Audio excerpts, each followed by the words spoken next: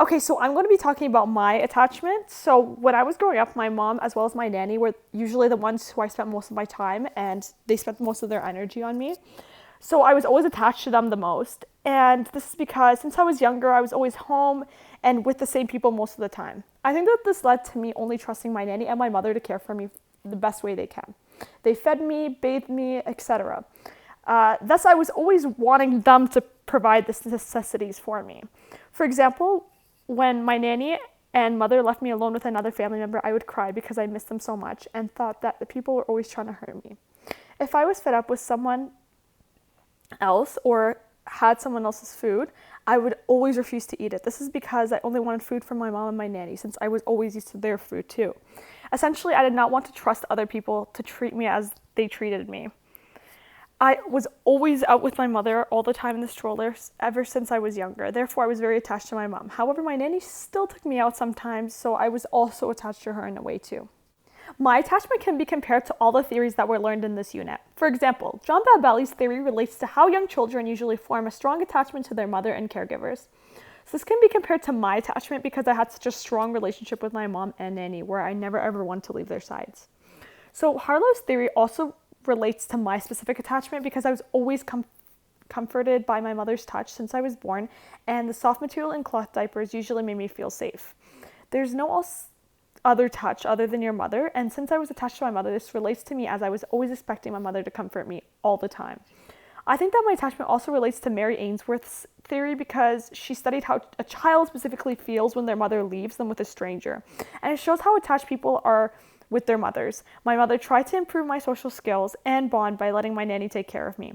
She's the other person that I had a strong bond with. This proves the theories because the theorists always try to stress how crucial it was for a child to have a strong and unbreakable bond with someone else other than their mother. And this can be compared to my attachment since I always had this specific bond with my nanny, who was a person other than my mom, obviously, who was usually in my life.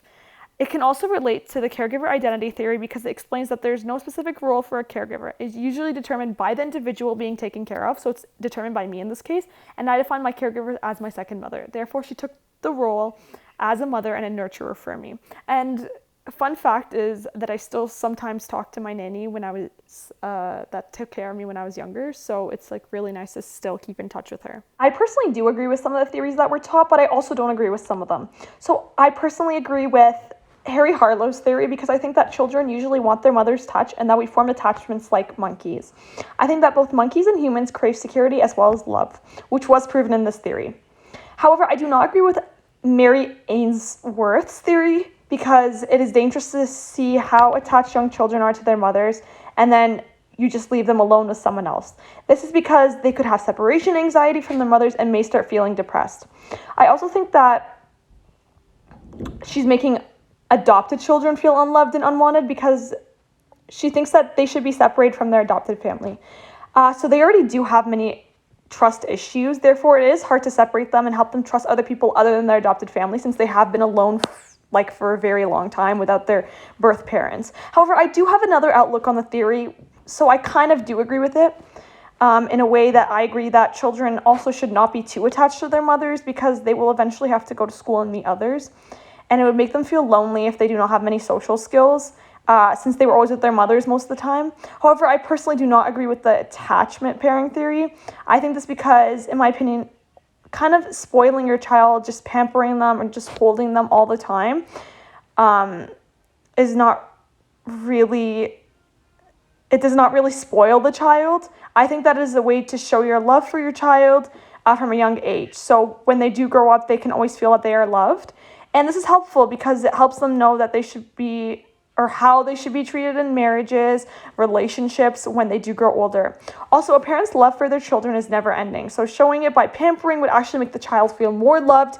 That's in my opinion, at least. Therefore, I do not agree with this theory because there should never be a limit on how much love can be given. Everyone shows it in different ways.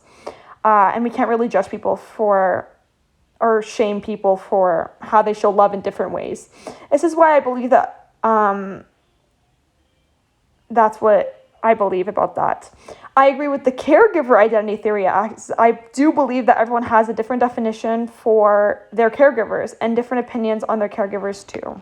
Thank you so much for listening to my presentation about my attachment theory, and I hope you learned a little bit more about me and how I was attached